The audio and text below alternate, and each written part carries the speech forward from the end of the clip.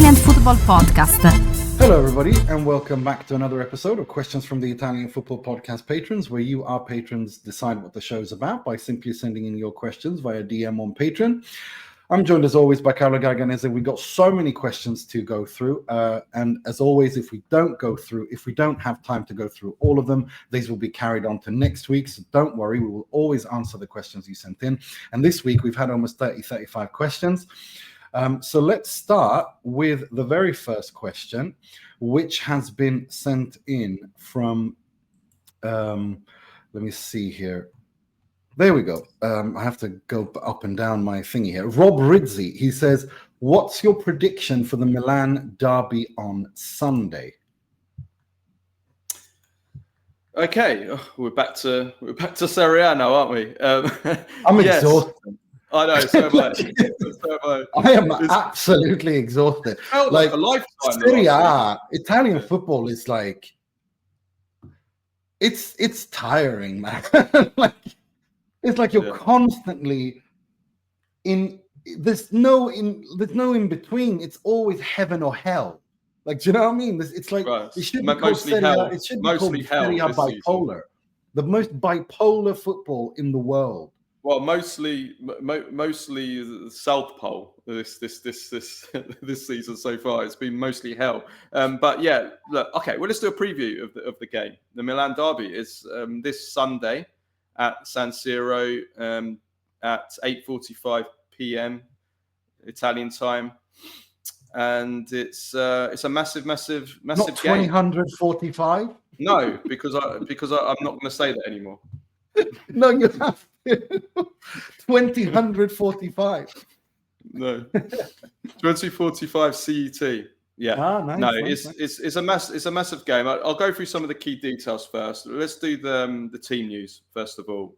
Inter, Thuram is back, should be starting. Mkhitaryan's out. Dumfries, we have to see how he's doing in the next few days. Recording this on Wednesday because he had a problem in the international break. As for Milan, though, they've got some important players returning. Pulisic is back. He will start. Rabiot is back in full training. The question is, does he start or does he start as a sub? And then Tomori is back. He will start. Yes, Yashari is back as well. He'll be on the bench. The only person who's actually out is I think Jimenez at the moment. So as for the probable 11s, I'll go through Milan first because I think that's easier to predict. So it'll be Magnon in goal, 3-5-2. Tomori, Gabbia, Pavlovic at the back. Salamaker's right wing back, Fofana, Modric, and then Rabiot or Ricci, depending on Rabiot's fitness. I think, knowing Allegri, Rabiot will start and he'll probably come off after about an hour or so. And then Estupinan or Bartizaghi at left wing back, and then it'll be Pulisic and Leao up front. As for Inter, Nima, we're looking at. Well, you tell me. What do you think the starting lineup will be? I think it's going to be Sommer in goal, Akanji, Acerbi, Bastoni. Acerbi or Bisek is the only ballottaggio. Well, there's two ballottaggio. Acerbi or Bisek, and then Bastoni, and then Dumfries or Carlos Augusto. And then Barella, Çalhanoğlu, probably Zielinski, Di Marco, Thuram, Lautaro. I expect Zielinski to start. I don't think he'll start with Sucic. I'll be very surprised if he does. I expect Dumfries, if he's injured. If Dumfries hasn't recovered, it'll be Carlos Augusto, which again goes back to 50 million down the toilet in the summer. Luis Enrique is fit, but he won't start. He'll start on the bench. And there's talk of him and Andy Diouf being sold or sent on loan in January. Yeah, that's pretty damning. Down the toilet. That's pretty damning on Luis Enrique. I think there's nothing worse for a footballer than when your manager, when you're not playing, you're a backup, which he is. But then when the player in front of you in your position is injured, or all the other players are unavailable in your position, and then your manager still doesn't play you and he plays somebody out of position, or so clearly out of position as Augusto. I mean, he hasn't really got much of a right foot, has he, Augusto? So what was the point? No, this is more a damning indictment on Marotta and Ausilio and them, because I'm sorry, what the F was the point of signing Luis Enrique and selling Nikola Zalewski. I would have rather kept Zalewski. Much rather kept Zalewski. Well, they thought he was going to be good. They thought he was going to be good, and he's. I mean, that happened. It happens, Nima. I mean, you know, a club like again, Korea, 30 million right down the toilet. Arnautovic, 10 million down the toilet. Gosens, 20-30 million down the toilet. Diouf, 25 million down the toilet. Luis Enrique, 20-30 million down the toilet. I'm sorry, but this is a club that has been in financial crisis. You can't throw away 100 million, piss 100 million euros away like this. Like, again, and this is something that pisses me off about social media, and that's why I don't engage as much anymore. And that is, we have to be honest about things. This is shit. What they have done here on big money signings has been shit. Now, that doesn't mean that everything Marotta has touched has turned into shit, as some sort of shit King Midas. No, he's brilliant. But we have to be honest. He has made fantastic things, and he's made some less than fantastic things. And 100 million euros in transfer fees down the toilet this way is unacceptable. I'm sorry, it is. Yeah, I mean, listen, this one hasn't worked out, but I think we had this discussion already, so I don't want to repeat myself like last week or the week before. I think that when you actually weigh up the positives and negatives of this summer market, it's been an absolutely massive success, because any club has 3 or 4, if you include the POS positive, if you bring in 3 or 4 huge successes, especially when they're at the age that most of those are in a summer market, you've done an absolutely world-class market. If you brought in 3 or 4, it's not there's a couple that haven't worked out and they were expensive. It's not a couple. It's 120 to 140 million in 3-4 years that have been. I know, but I'm talking this summer. I'm talking this summer. Yeah, a couple haven't worked out. They've been quite expensive, but you know they're young enough. They'll have. You'll be able to sell them. You might make a bit of a loss, but overall, it's been a massively successful transfer market. If you weigh up the positives and the negatives, especially how much money that if you want to look at it in financial terms, the value of the players that have been brought in and how much they were signed for and how much they will now be valued at, or they will be at the end of the season or in the coming seasons, then they will have financially. He's made a huge profit this summer. So I think that overall it's been an amazing summer for Inter. Yes, these two haven't worked out, but. Yeah, this summer, yeah. But I'm talking about big money signings. There's a problem at Inter with big money signings. It's like they scout their free transfers better, or their cheap signings better than the ones that they spend big on. I think there's a few clubs like that. Juventus might say, hold my beer on those big expensive signings, I think. But I think it's quite a lot. I think most, actually, generally in Serie A... Hold my Barolo, if we're going to be geographically correct in terms of the beverage one has. But as for Milan, if we talk about Milan, I think that, I mean, look, the form going into this game is different. You know, Inter are in incredible form, 11 wins in 12. Milan have been stuttering. They've got 4 draws in 6, but they are still unbeaten since the first game of the season. So it shows that whether they win or don't win this game, it's still not going to be easy for Inter to beat Milan in this game. The odds show that Inter are big favourites, 17-20. Milan are 16-5. Obviously, Inter have the home advantage. I mean, on paper, on form, you would back Inter, but I think that, listen, with derbies, the form goes out of the window. We've seen that so many times. So for that reason, I wouldn't make Inter as strong favourites as the bookies are. And as the form books show, my prediction for this game, I think a draw. I'm going for a draw for this match. Yeah, my vision is I think a draw as well. I think Allegri. I think if this is a goalless draw at halftime, I think that's how it ends. I think Allegri will try to hurt Inter and expose Inter's weaknesses, and he will have prepared for this game. You know, this is the biggest test. The second biggest test, or at least on par with Conte, and we saw what happened in that game. So for Kivu, and it's Allegri and Conte are tactical, big game tactical master master coaches, and it will take something special for Kivu to match Allegri, because Allegri will have minutely studied the weaknesses of Inter's game, and he will expose them.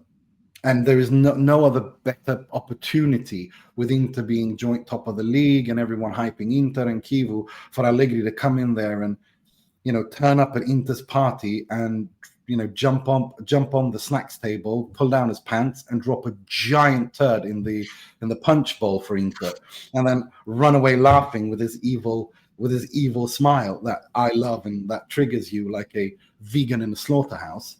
But it's you know, he would love this. So I expect a draw as well. It's an important early game for the Scudetto race, because if Inter win, they pull 5 points away, which, you know, it's not like they can't get that back, but the form that Inter are in and the stuttering nature of Milan at the moment, it would be not insignificant, you know. Whereas if Milan can win, then they go above Inter again. And to be honest with you, Napoli having lost Anguissa now for 4 or 5 months, it's almost I'm not going to say Napoli are out of the Scudetto race, but stupid. I'm sorry, Napoli they're a mess. They're a complete mess. Conte talking about resigning and all the nonsense. Something's wrong there for him to take the whole week off. He's back now, but they don't have a midfield at all. There's clearly problems between Lobotka and Conte. Whatever the agent wants to deny it, that's obvious. There's been problems. Yeah, I spoke to a Slovakian journalist who explained it to me, and he said basically that it wasn't the way that it was presented was not exactly what he said wasn't exactly in the way that it was presented in the Italian media. By Lobotka, yes, but by the agent, no. Yeah, the agent I'm talking about. I'm not talking about Lobotka. I spoke to Slovakia. The interview was with a Slovakian outlet. I asked the Slovakian. No, Lobotka did an interview as well, but yeah.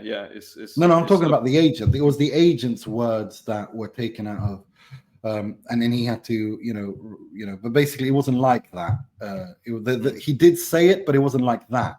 Intonation matters, and the manner in which he said it, and you can edit things to look different. Just so we're clear. No, for sure. But just based on the injuries as alone, journalists, we have to be honest about. Based on the injuries alone, Napoli are in huge crisis to lose Anguissa. But again, we called that. We said that I said he's overplaying. It's only a matter of time until he gets injured, and there he is. He got injured. So, it's massive. I don't know how Napoli are going to cope. I think they might have to. I think Conte might actually have to throw the Champions League to have any hope in Serie A now, because I think he'll do that in a heartbeat. For him, it's titles. So basically, my point is this. My point is that Milan actually have a chance to potentially even become Inter's main rivals for the Scudetto. Yeah. Or at least, who knows where Roma is going to be. A marker down this weekend and say, look, Napoli are in crisis. They've got all these injuries for the most of the season. We can be the ones. We can be the anti more than Napoli. So I think that's the and on the flip side, of that, Inter can really shut me up. Kivu can really shut me up, because if he wins this derby, he's not getting sacked by December. There's no chance he is. There's absolutely no chance he's getting sacked. Actually, that's probably the last thing that's missing from Inter this season is the big games. Big games, is the big games. Winning they lost to Juventus, they lost to Napoli. Okay, they didn't deserve to lose either of them, but they lost them, and now they need to get the result now to kind of at least a draw anyway. But yeah. Agreed. Agreed. Right. That's just for everyone listening. This is the preview of the weekly Q&A pod that we do for patrons and YouTube members. To become a patron, go to patreon.com/TIFP, $3.99 rather a month, or get an annual one where you get 20% off, or YouTube memberships. Links to all these things can be found in the description. Right. Next question comes from CJ Barile. What the hell is going on with Juve Stabia and the Camorra? Well, according to the Italian anti-mafia prosecution, according to the Italy's national anti-mafia prosecutor, Giovanni Melillo, Juve Stabia are subordinate and a tool of the Camorra. Juve Stabia are a team in Serie B, and they've been put under judicial administration after alleged mafia infiltration. Where the police and the prosecutors basically said that Juve Stabia have become a tool of the Camorra. This is the worst example. We've seen things like this with Foggia and Crotone, but this is by far the worst we've seen before, which means that basically a court has taken over administration and running the club, because everything in terms of ticketing, catering, cleaning, healthcare, and even until last year, travel services are allegedly, according to the prosecutors and police, are run by people tied to the Camorra's D'Alessandro clan. Juve Stabia put out a statement, which has since been removed, stating that from their website, stating that the judicial measures related exclusively to external service providers unrelated to the company, including these match day tickets and ambulance services, insisted that the club's shareholders and current management are not even suspected of being connected to criminal circles or the mafia. They acknowledged that the preventive intervention of 2 judicial administrators tasked with neutralizing the risk of infiltration, and they underlined that that these matters don't relate to the external services, nothing to do with them. What this means is that Juve Stabia are allowed to continue competing in the Serie B, but they've been placed under the supervision of court-appointed administrators. And Nicola Gratteri, the anti-mafia prosecutor, said at the press conference that it's obvious that the Camorra were present in all areas, from the movement of the team by bus, from the ambulances, the sales of the drinks, the sale of tickets and controls, to the security inside the stadium. It was a complete 360-degree package. The players only had to play. The Camorra took care of the rest. End quote. I mean, insane. And this is a club that's owned by Brera Holdings, an Ireland-based sports investment holding company with stakes in clubs in Italy, Mongolia, and Macedonia. They raised earlier this year $300 million from US and UAE investors and purchased a large number of crypto tokens. They've declined to comment. At least I've not found Brera Holdings wanting to comment on this. It's astonishing, really. I don't know what to say. And of course, Juve Stabia are from just outside of Naples, just so we know. Castellammare di Stabia. Campania, yeah. Well, it's Castellammare di Stabia, no? It's just that's where Donnarumma's from, isn't it? Yeah, that's where Napoli have their training facilities. But yeah, it's insane. It's absolutely insane. Insane.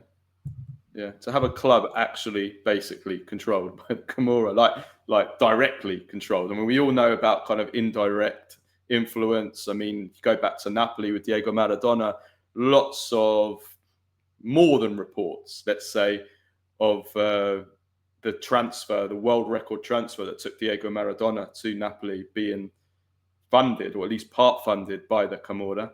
And we saw throughout Napoli's or Maradona's time at Napoli that he was very friendly with some of the top, one of the top clans, mafia or Camorra clans in is it the Giulianos, I think, in Napoli, and there are lots of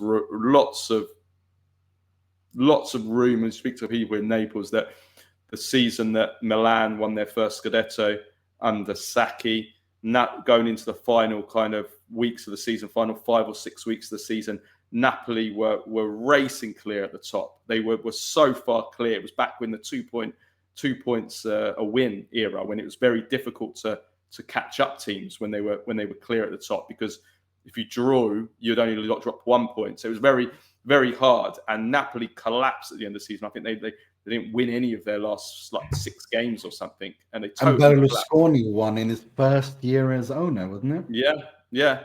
There's lots of people that believe that was thrown for the kind of under the kind of the black betting, the that the Camorra used to control.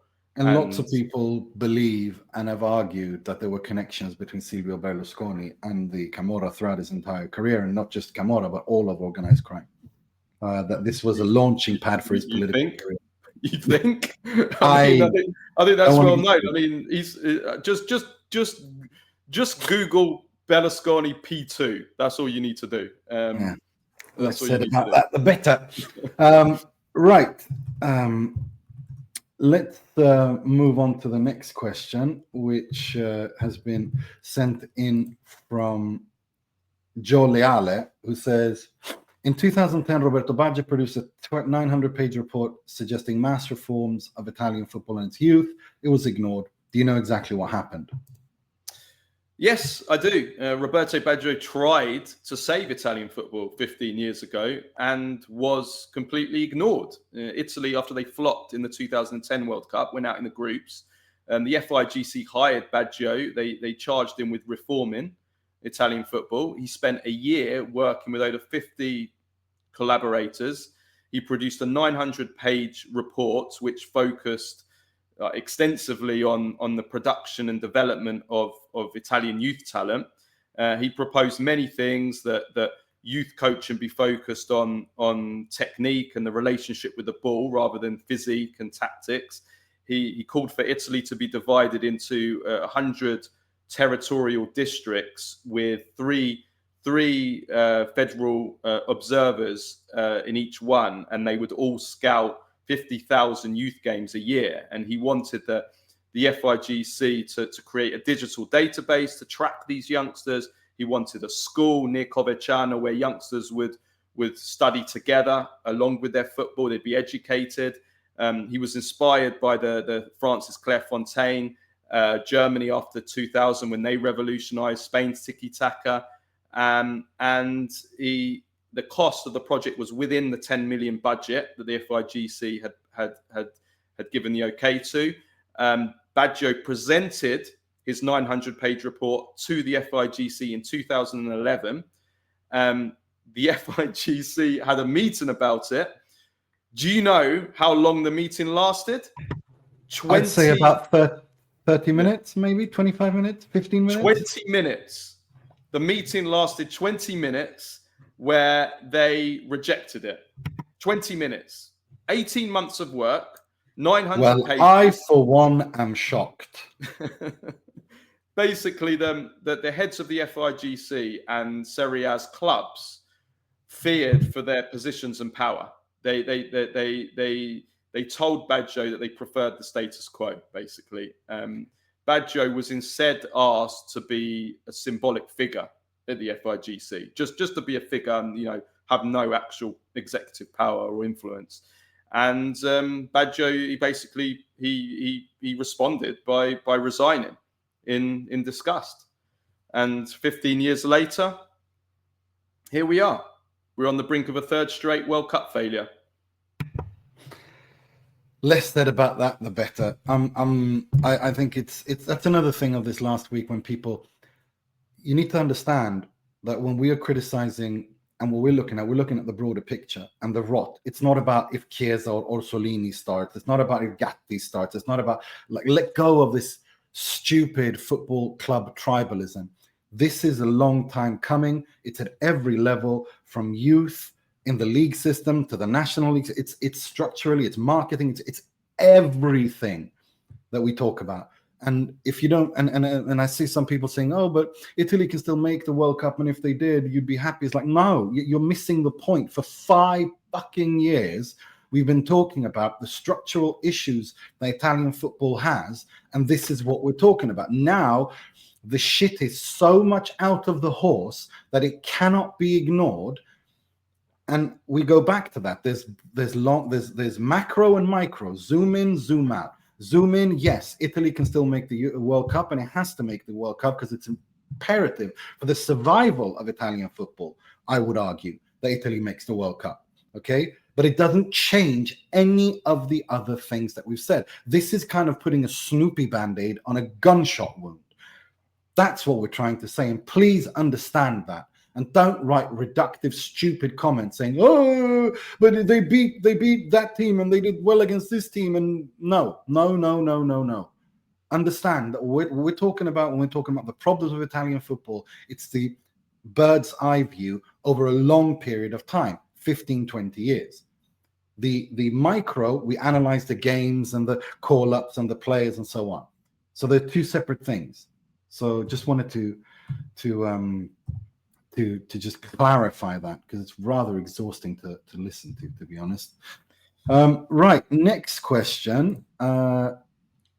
Eirik Indal says, one more stat story about the Serie A's incompetence. The year is 2021. In August of that year, Norway has a record of Norwegians in the Serie A. We had something like 7 in the Serie A, which is an all-time high by a long shot. So would you think that the Serie A rights got sold in time before the start of the season? Wrong. Didn't see a single minute of the Serie A until January 2022. And when they had the audacity to run the Piracy Kills Football ads the month after, it felt unreal. Then 2 years after, I started listening to your podcast, and that's when I realized this is the norm, not the exception. Serie A had the chance to increase the Norwegian interest in Serie A by multitudes and failed spectacularly. Lifeboats, jackets, water, Sahara, Titanic, and so on. Yeah. Nothing more to say. And yeah, thanks for understanding what we're talking about, Eirik. Next question. You're just the latest story that we've been told of that with the Serie A, right? Yeah. Jesse S asks, now that we've had our first round of manager sacking, since you guys have watched Serie A, what manager sacking has been the most unjustified for you? Ooh, I think Juric. I think Juric is the most unjustified one, because they did not give him a fair chance. Like the Lookman situation, the Mercato, like it was not. I don't think any of them are unjustified. I think that maybe if you could say, is there anybody that could have potentially turned it around? Maybe Juric, maybe, but I don't think any of them were unjustified based on the results. I think there'd been we're in November. I think there'd been enough games to make a decision, I think. Cool. Next question. David says, is the potential for Moise Kean to leave in January? I say this with the goal drought in the Serie A. A lot of the big teams in Italy are crying out for a natural goal scorer in their team, and with Fiorentina struggles, could Moise Kean be more inclined to look for a move away? With this being said, what team would best suit for him to take the next step in his career? I don't think Fiorentina are open to selling him. But yeah. Well, no, I think they'd be almost putting themselves at, I don't want to say at risk of relegation, but it's obviously got a new manager now. But yeah, I don't think he will go in January. I think he'll want to stay there also because, well, we hope the World Cup as well. He wants to stay settled in a team, even though he's not scoring. He has still been playing well for Italy. Obviously, didn't play in the last ones. So, but if I could say which club, I think a lot of clubs could. I think Juventus could do with him. Obviously, not going to buy him back a third time. And Milan need a striker. And I actually think that Allegri started to improve his all-round game. I know that sounds crazy to say in a season where he scored 0 goals, but the second half of the season was a write-off with injury. But the first half of the season, actually, Kean's all-round game really started to improve. And even though he didn't score, I think he hit the woodwork like 5 times. And he hit the woodwork, but he had like 5 goals disallowed. Like honestly, Moise Kean, Rafael Leao, Pulisic, Salamakers, that's a good attack. That's an attack that works for me on paper tactically really well. There's a lot of movement in that attack. Yeah, there's a lot of movement. There's a lot of pace as well. There's a lot of speed there. It's everything: physique, pace, directness, technique, everything. Right, next question. Staying on the Fiorentina thing, Hamza Mir says, if Fiorentina want to continue with their back three, do you guys think they should sign Thiago Gabriel and Alessandro Circati in January and some midfield muscle for the summer? Second question, Serie A got F in the States. Guess why? Paramount signed a huge deal with the UFC, $7.7 billion, 7-year deal, and their main cards will be on free TV. CBS. Serie A's TV deal with CBS Paramount will be done next year. There was a gap in between which Serie A used to fill. Now it's going to be filled by the UFC, and they'll not only have their fights, but their show as well. Paramount net worth is $3.2 billion, so they take a massive risk, and we know something's got to give if you spend this much money. And I'm 100% sure Serie A will have no home in the States next year. We'll see about that. I don't want to talk about that. Well, let's hope not. Well, let's hope, because if no, you know what? The Americans are going to save us, huh? Yeah. Well, as much as we know it's a joke and we take the piss and everything, it's still. Well, they take the piss. We point. Oh, yeah, of course they do. But I still want there to be a home for Italian football in America. Of course, I want there to be a home for Italian football everywhere. I want there to be home for Italian football everywhere. India, Africa, everywhere, every country in Africa, every country in Asia, every country in everywhere. The issue is, yeah, I know. As for Fiorentina, back 3 or back 4, what do you think? Circati, I'm not too sure. I've liked him a lot this season. And speaking to Adrian Del Monte, who's an Aussie Italian as well, and he's spoken very, very highly of him. I think he knows him. Thiago Gabriel, somebody Juventus are looking at as well, by the way. Yeah, I mean, I'm sure they do well. Next question, Roman D'Alessandro. I'm curious to know what your thought of the scenes from the Canadian Premier League final this past weekend. Despite it looking like beach football mixed with ice hockey, proved to be a brilliant spectacle. The world recognition this has been getting has been a much-needed boost for the league, so I think this was good play. Side note, Nima, the Golden Boot winner of the CPL and the winning team, Sam Salter, is off to Gais after this. I'm assuming this is one of IFK Göteborg's main rivals. What do you think about Chiesa rejecting his recent call-up? Okay, first things first, the snow game was hilarious. Yeah. This is one of the reasons why I love the Norwegian Cup final.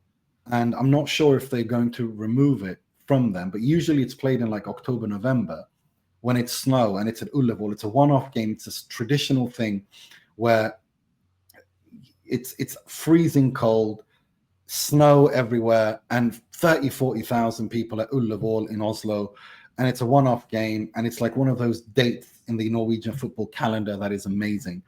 I hope the Norwegian FA doesn't remove that to the summer. It'd be an absolute stupid thing to do. I love him. I love games in the snow with an orange ball. I remember it brings me back to my childhood when I used to play, and we used to work we'd always play. If it was snowy, fine, we'll play. Just as long as you've got an orange ball, we'll play. But when I say snow, I mean actual snow, not the sleet you've got in the UK and everyone stops going to work. Yeah. There's sleet and there's snow, but we used to play in the snow. I remember Chelsea playing in the Cup Winners' Cup against Tromsø in the 1990. I remember that 7-98, the season they Chelsea won. won it. They beat Vicenza in the semi-final, and then they beat Stuttgart in the final. Zola scored in the final. Well, this game against Tromsø, Vialli scored a really famous goal in the snow, like some incredible footwork for the conditions. Yeah. Yes, if he's going to Gais is in Gothenburg. Traditionally 3 big clubs called the Alliance clubs, which are historically. It's Örgryte, which is more of a posh because it's from the posh part of town. But the real derby is between Gais and IFK because traditionally, historically speaking, these are working class clubs and they used to share the same workplaces like Volvo, SKF, Stena Line, shipyards. So yeah, it is IFK's main derby rivals in Gothenburg are Gais. So yeah, interesting to see what he does. As for Chiesa rejecting his recent call-up, I don't know what to make of this. I don't know what to think about that. I don't know how to feel about that. I think Gattuso hasn't said exactly what they said to each other, but I reckon it goes something like this. It sounds a bit like the Run DMC song. You know what I mean? Goes something like this. I think it goes. I think it went down, basically. Chiesa said to Gattuso, look, I've had a lot of injury problems. I just want to stay with Liverpool and just keep building up my fitness, working consistently, and then I'll be ready for you for the playoffs. That's what I think. Well, at least that's what I hope. Maybe he thinks that, you know what, Salah's going to go away to the AFCON and he's going to have more of an opportunity. But given it's Ardi slot and Liverpool trying to sign Semenyo now from Bournemouth, which is going to reduce Chiesa's chances further. I mean, I still don't know how much he's going to play, to be honest with you. Yeah. And Stephen Barr asked kind of pretty much the same question. He says, "Hello, gentlemen. Any idea why Chiesa keeps rejecting Gattuso call up to the national team? Is it the decline? And the second question is the decline of Serie A and the Italian national team one of the most significant collapses in modern sports history?" Yeah, I think so. I think the Italian football, the collapse of Italian football as a whole, is one of the most almost unique collapses in modern sports history. I can't remember where at every level, not just the national team, but also club level. At every level, yes. If you combine the league, I mean, there has been other national teams in the past that were absolutely great, but it was for a shorter period of time. I mean, you could take Hungary, for example. In the 1950s, they were, an incredible team, like the best team in the world. They would have won the World Cup if it wasn't for West Germany doping in that final. But and I can say that because they're all dead. They're not going to sue me now. I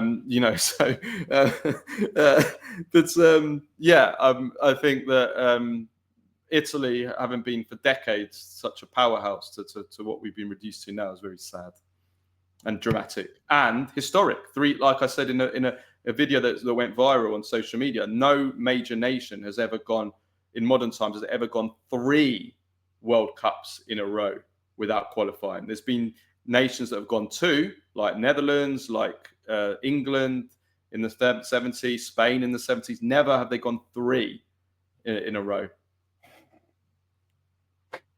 And that's another thing. People were saying, "Oh, England missed, he missed, who missed?" Like, you literally said 3. Like, out of the biggest ones, you mentioned those who missed 2 in a row. Reading, man. Reading is hard, apparently. Right, next question. Luca Capone says, "Hi, fellas. Couldn't agree more with the love for Vincenzo Italiano that you guys have shared. What's even crazy, he's been doing it all without an out-and-out striker who can score 17, 20 goals a season. Outside of Vlahovic in 21-22, when he was the best striker in the Serie A for the first half of the season, he got as much as he could out of the lack of quality striking options at Fiorentina, and he continues to do amazing things with a similar situation at Bologna. Imagine if he had Moise Kean in his last couple of seasons with Fiorentina, they would have comfortably won both Conference League titles, though they likely would have been playing in the Champions League. Also, is Gattuso smoking crack sold to him by Carlo's beloved secret serial killer offspring? How does he not bring Spina, Udogie, and Kayode to the Azzurri? They've been all really good this season." I said serial killer. I didn't say crack dealer. No, he said crack. Gattuso smoking crack sold to him by your secret serial killer offspring. Yeah, I know. I said my son was a serial killer, not a crack dealer. But yeah, okay, carry on. Splitting hairs. Yes, I'm glad that you made the distinction between murder and crack dealing. Like, you draw the line at selling drugs, but not murder. That's an absolutely fantastic distinction there. What? If Kayode got scooped up by Nigeria, I will lose my shit. Fantastic on the work as always. And yes, I would lose my shit as well. Kayode needs to be called up to the national team. Full stop. As for Spinazzola, he was injured, wasn't he? Spinazzola was injured, yeah. And Udogie had issues that he couldn't. Udogie got threatened in the street by his agent with a gun because he left. Yeah, it's an open. It's an open. Absolutely insanity. Yeah. Oh, it's public knowledge now. Okay. Public knowledge. I knew about that, and I almost spilled the beans prematurely. On the pod. Yeah, I know. Yeah. Next question. Suneet says, make a starting 11 made up of ex-Serie A players who are easy on the eye, with or without the ball. I can help you with a few names: Modric, Recoba, Maldini. In terms of goalkeepers of all time who are good with the ball, or with or without the ball, Buffon. Yeah, okay. Buffon was okay with the ball. I wouldn't say he was amazing. No. Yeah. Well, with or without the ball. I don't understand what he means by this, with or without the ball. They're 2 different things. But if he's just talking physical appearance... Suneet, isn't it? I mean, it's Suneet. I mean, he's just messing. Let's because he asked it, let's do a Suneet thirst trap all-time Serie A 11. So the most handsome goalkeeper, Buffon, obviously. Well, I mean, so we're going handsome. We're going handsome now, are we? First trap. I'm Suneeting Suneet. So since he easy on the eye. Right. Yeah. Okay. But since he's Suneeting us, I'm going to double. Ricoba's not easy on the eye. Modric is not easy on the eye. I mean, come on, what are we talking about here? Yeah. I think he means like elegant on the ball, like really graceful. Which goalkeeper would that be? Onana was really good with the ball at his feet. He was ridiculous. Yeah, Onana. Yeah, probably Onana. Yeah. Okay, right back, Maicon, Cafu. Yeah. Maldini has to be in there. Nesta. I mean, if we're talking elegance and easy on the eye, I mean, Nesta and Maldini in central defense. There just isn't anyone better. Left back, Facchetti was fantastic with the ball. Yeah. Central midfielders. He was the first Maradona, first modern fullback. He was way ahead of his time, Facchetti. First attacking kind of left back that we had. He was.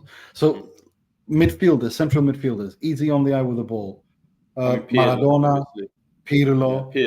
Pirlo, obviously, yeah. And Zidane. Should we go with them? Yeah. Rui Costa was Rui Costa was just ridiculous. Kaká was insane. Ronaldo up front, Zlatan with the ball was absurd.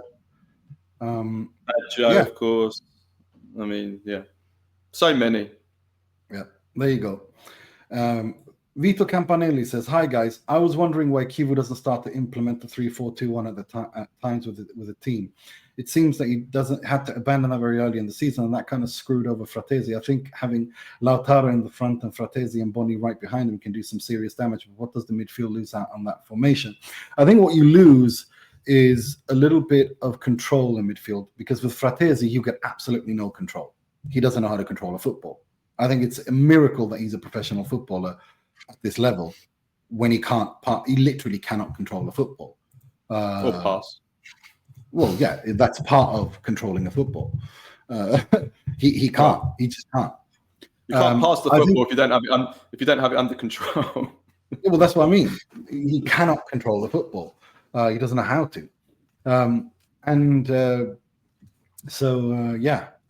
But I think he kind of does something like that already, but it becomes more of the wide players, like Dumfries becomes much more central, I think.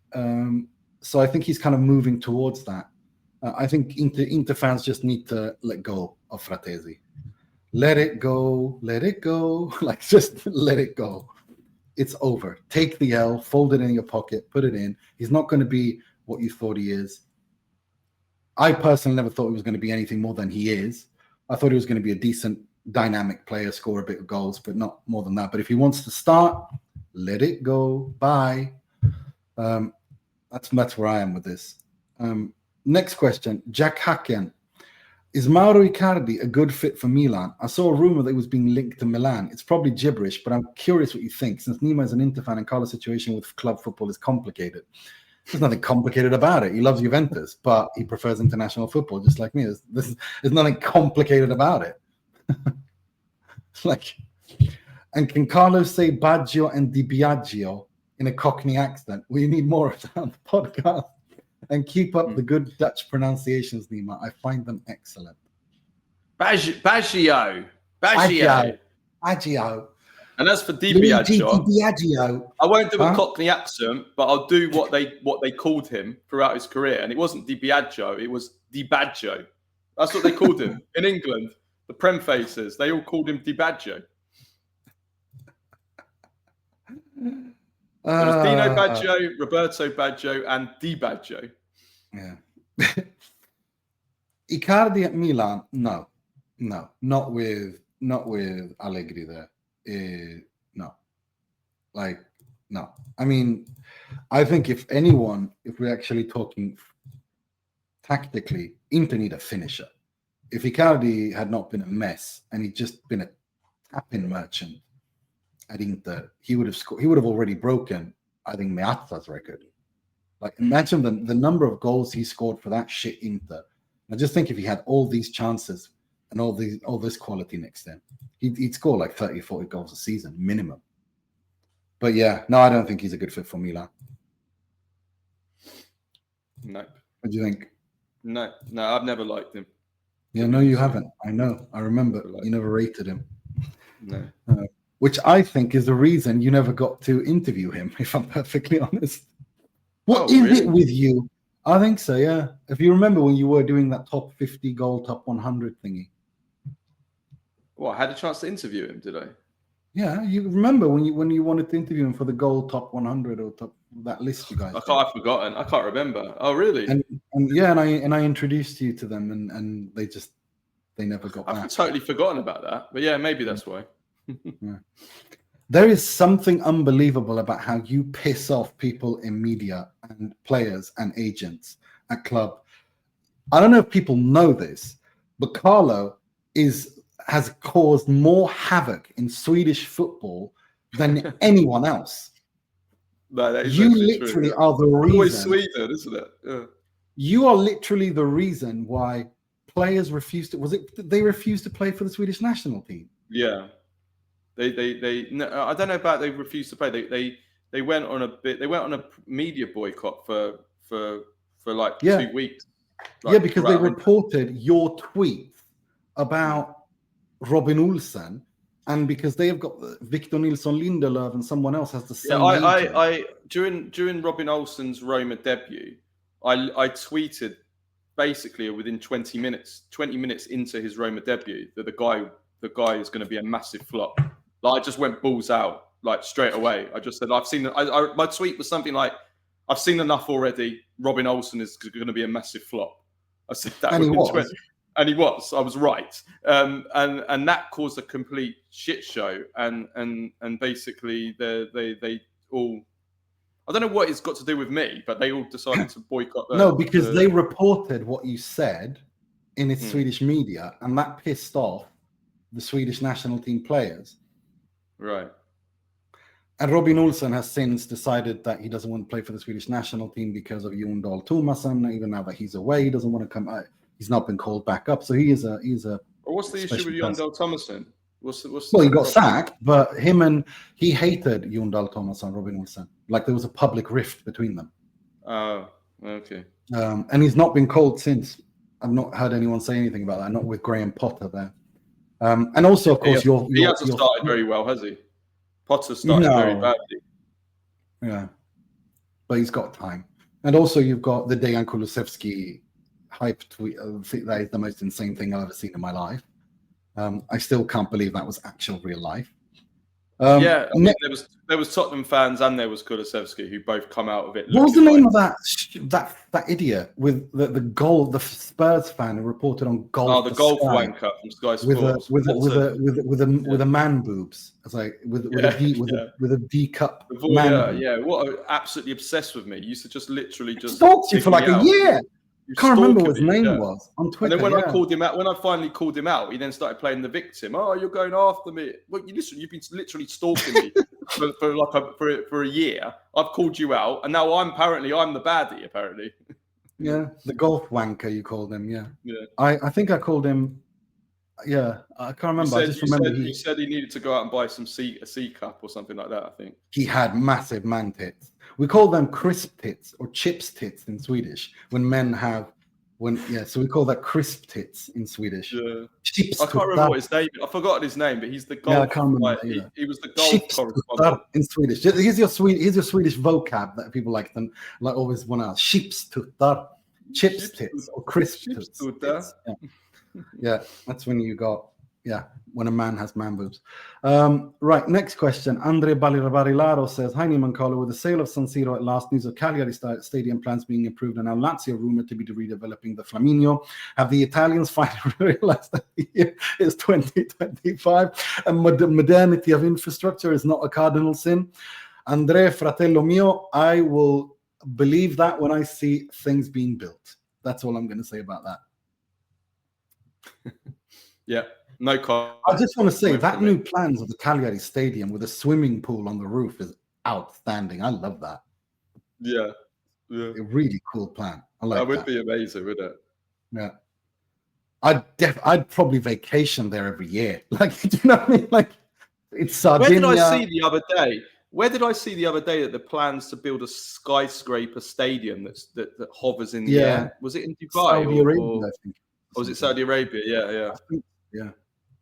That looked insane. Yeah, I wouldn't go. I've got a fear of heights. I don't care what anyone says. I would never go. Jonas S says, who would you say are the top 5 most valuable, expensive players in the league right now? Meaning the 5 players that would fetch the biggest fee. For instance, a Premier League team came knocking. And what do you think the prices would be? Caveat, Nico Paz and on-loan players such as him are ineligible. That's a good question. I think Rafael Leao, Barella, Bastoni, Thuram, Boni, Kefren Thuram, Scott McTominay probably. Well, they said look, I think Yildiz and Leao definitely 100%. Those two. Bastoni too, Barella too. Yeah, Barella's getting on a bit now. Going to be 29. Bastoni, yes. If we're going for the top 5, those 3, I would have the top 3. I think McTominay. How old is he now? 29. Oh yeah, nah. Yeah, can't think of anyone else. Yeah, I would say those 3. Ederson, Lookman. Yeah, Lookman. I think his price is going to have gone down now, isn't it? Yeah, you're right. No, you're right. You got to look at contract. You got to look at the contract. You got to look at how long their contract is as well. That's true. You're right. You're right about that. I would say those 3 would be the. I would say those 3 are the ones that I think could fetch close to 100 million or more. Those 3: Yildiz, Leao, Bastoni. I think, based on age, reputation, how old is interest. Ederson's about 26. I mean, he could probably fetch about 60 million, 70 million, something like that, maybe. Right. Johnny Manja says, how about this solution for Roma striker problem? Use Pellegrini or Cristante. Oh, for God's sakes. He's taking the piss, isn't he? Arsenal competed for the Premier League title last 3 seasons with Kai Havertz and Gabriel Jesus. Instead, getting the goal volume for the wings of Saka, Ødegaard. Why can't Roma lean on Sule, Dybala, Bailey, as well as the midfielders, or take another page out of Arsenal's book and become set-piece legends? Mancini playing the role of Gabriel, he would be Capocannoniere. Ciao, Johnny Manja. Gabriel, not Gabriel. Yeah, I don't know. I'm tired. Slept. Italy's exhausted me, Gabriel. Yeah. Oh, God. Gabriel. Depends on who the other players are in the team. I think Roma lack a bit of pace in the team. To be honest with you. Putting Cristante and Pellegrini there just gives me PTSD. Yeah.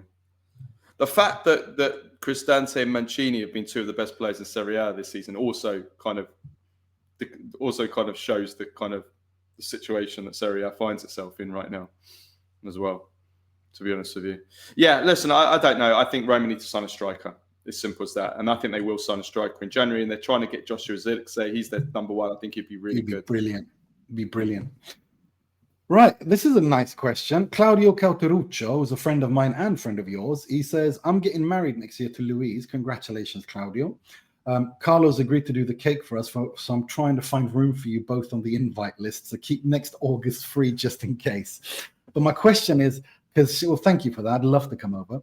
But my question is, because she's English and obviously I'm Italian, there's got to be an Italian music section on the DJ playlist. So I'm looking for suggestions on some great Italian tunes. Even the English can have a boogie too. Maybe something that's been reworked on the Serie A terraces. Only one I can think of is Sarà perché ti amo from Ricchi e Poveri.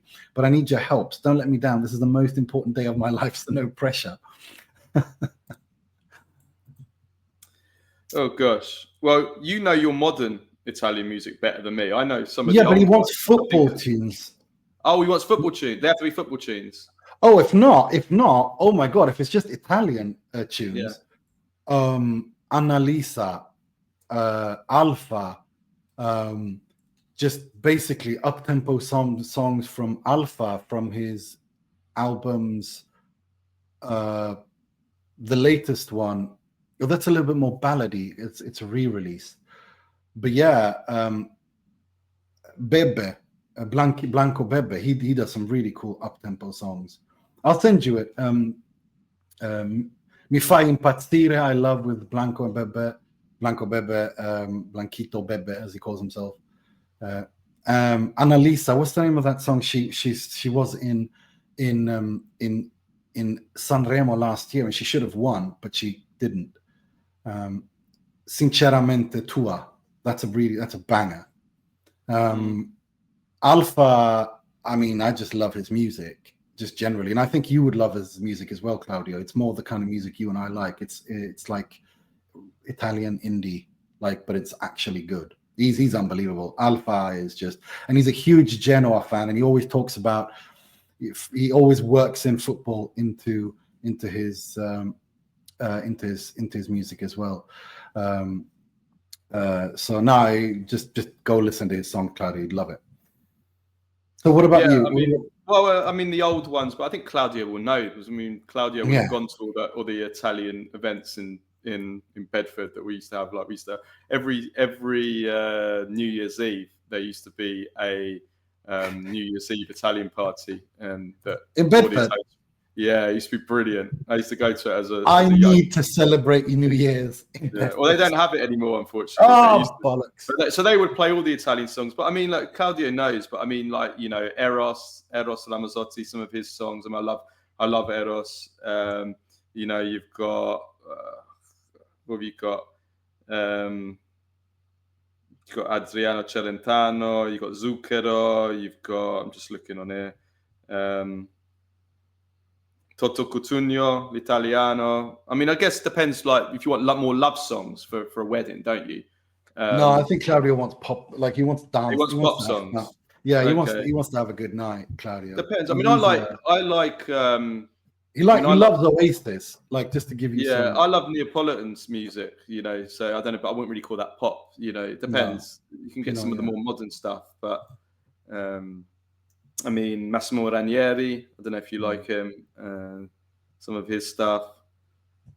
Eros, definitely, I would say. I think your wife to be would like Eros. Everybody loves Eros. I mean, I love the old Neapolitan, like Renato Carosone's songs. Oh yeah. But you're talking more operatic, aren't you? When you get to no, it's swing music. Tu vuoi fare l'americano? Oh, sorry, Carosone. Sorry, I thought you meant. I'm thinking of the.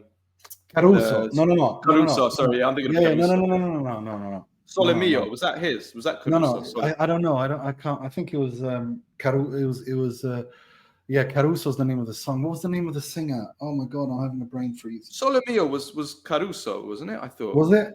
I think it was. I think it was.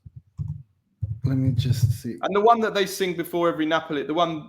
Lucio Dalla is the song that I'm thinking of. Why? Right, yeah. He dedicated it to Enrico Caruso, an Italian. You want to go and speak to my dad, Claudio? Just come into the shop, speak to my dad, because my dad used to be in a band and he used to play all this kind of music as well. So he can give you some suggestions. There you go. And he can definitely get you a singer as well if you need one. Next question, Matty Steel Mill. Thanks for answering my question on the last Q&A. I live in America, so don't think I'll be swinging by the Bedford Cake Shop, though the website makes the food look amazing, and I can tell you it is. As someone who's been, it's absolutely fantastic. I devoured the entire box that you sent me, except for the cake that I took home to Sweden. But it was hilarious passing through airport security with the cake, and the woman was like, I want some of that. Like, she was working with security. She's like, that looks amazing. I was like, yeah, it's my mate. It's got an Italian cake shop, and it's a Christmas cake. She's like, oh, like, can we cut some up? Like, if I could, I'd have some. It's like, yeah, but there's lots of alcohol in it. She's, oh, bloody hell, can't have it. No, the cake's on. Thank you. Yeah. Right, that was a year ago already. That was. Yeah, it was. Yeah. It was. Yeah. Speaking of America, he says, speaking of America, though, another two-parter for this week. Are either of you going to the World Cup in North America? And have you been to America before? And do you have any favorite cities or areas? And two, is there a team that drives you crazy? Why can't you make this leap to the next level? Or how are you constantly mid-table or fighting for relegation? For me, it's Parma. I dislike seeing a team with such history in such a wonderful area floundering at the middle to bottom of the table.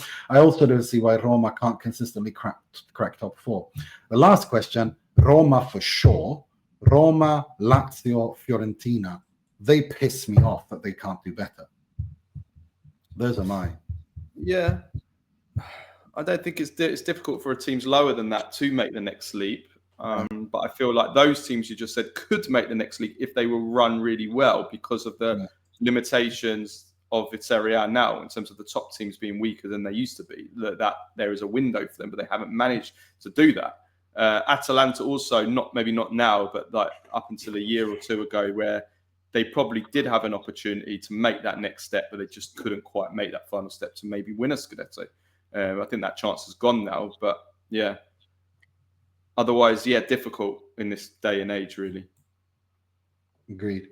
And I've never been to America, and I would love to visit. There's so much I want to see, especially. Yeah, same. And the World Cup, unfortunately, though, as it stands right now, well, Italy are not going to qualify as it stands right now, but also the pricing is pricing out everyone.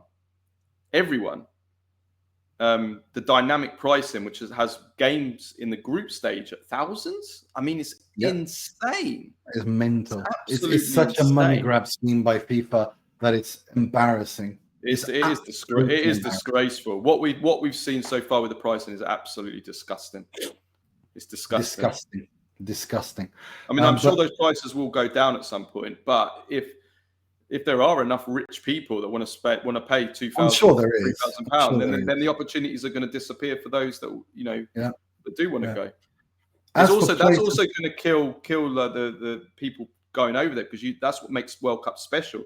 You get hordes of supporters from different stadiums, from different cities going, and especially like some of the smaller nations who've never been to a World Cup. You're going to get people that want to go over. Well, then they can't watch the game because the tickets are too expensive. Yeah. Right. Have I been to, which cities would I like to go to? There's so much I want to see, especially when it comes to music and culture. And I love folk music and country music. So I would love to go to Grand Ole Opry. I would love to go to Alabama to go to the grave and put a rose on the grave of one of my personal heroes, Hank Williams. I love him. I love his music. I love his life story. I love everything about him. It's weird. Just talking about him makes me almost emotional because he was such a fantastic. They didn't call him the hillbilly Shakespeare for nothing.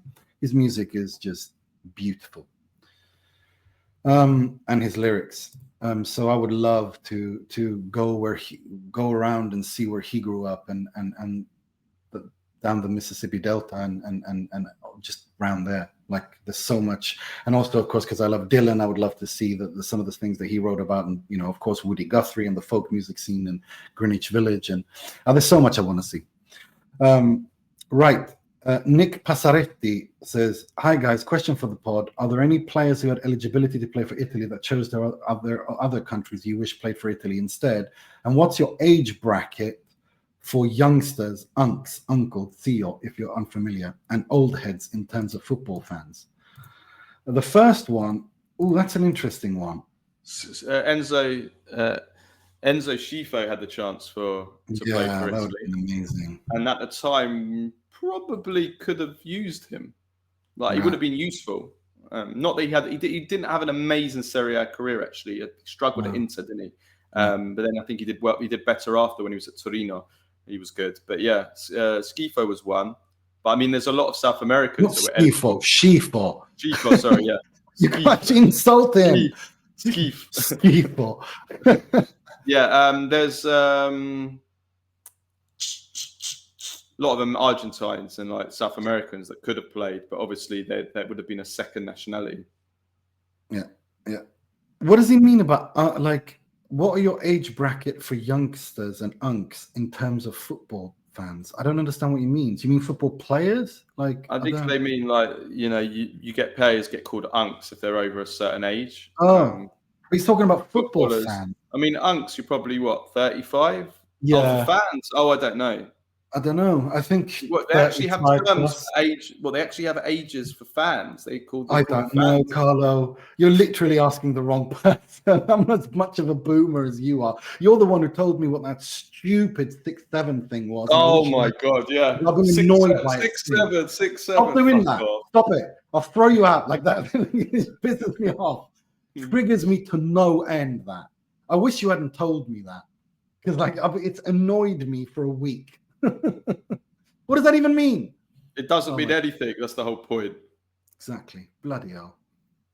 Right. Gianmarco the Modest says, ciao. I assume his name is Modesto, which I think is hilarious that he says Gianmarco Modest.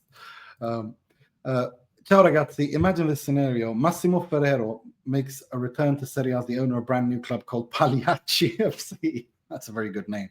He hires you both and gives you full control of a building starting 11 made entirely of the craziest characters from the Serie A we grew up with, 90s and onwards.